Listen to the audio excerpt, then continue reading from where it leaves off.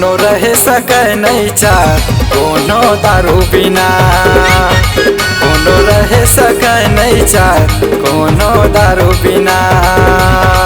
मैं रह सका नहीं संगी, मैं रह सका नहीं संगी मोर मायारू बिना। कोनो रह सके नहीं चाय कोनो दारू बिना, कोनो रह सके नहीं चाय कोनो दारू बिना। मैं रह सका नहीं संगी, मैं रह सका नहीं संगी मोर मायारू बिना। कोनो रह सके नहीं चाह कोनो दारू बिना, कोनो रह सके नहीं चाय कोनो दारू बिना।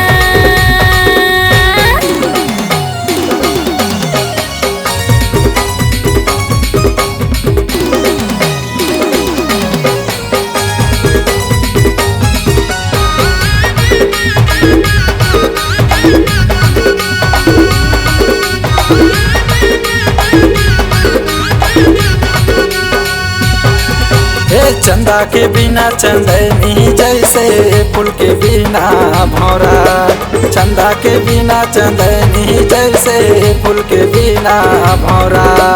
तोला देखे बर नैना दर से खो जाऊं गली खोर चौरा, तोला देखे बर नैना दर से खो जाऊं गली खोर चौरा।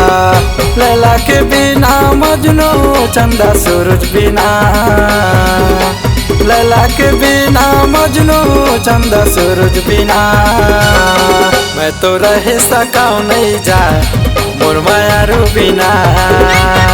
कोनो रह सके नहीं चाय कोनो दारू बिना।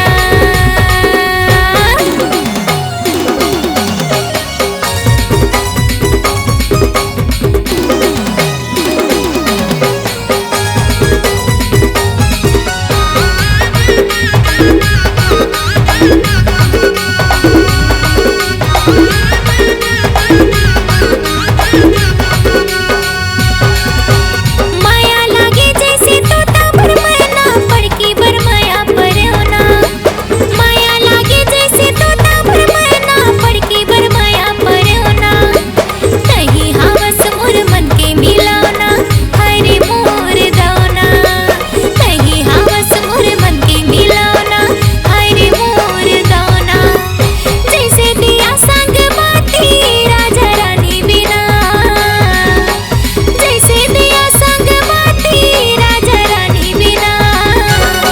मैं तो रह नहीं सका जान मोरे जानू बिना। मैं तो रह सका नहीं जाए मोरे बुगू बिना। मैं रह सका नहीं संगी, मैं रह सका नहीं संगी मोर मायारू बिना। कोनो रह सके नहीं चाय कोनो दारू बिना। मैं तो रह सका नहीं जाए मोर मायारू बिना। कोनो रह सके नहीं चाय कोनो दारू बिना।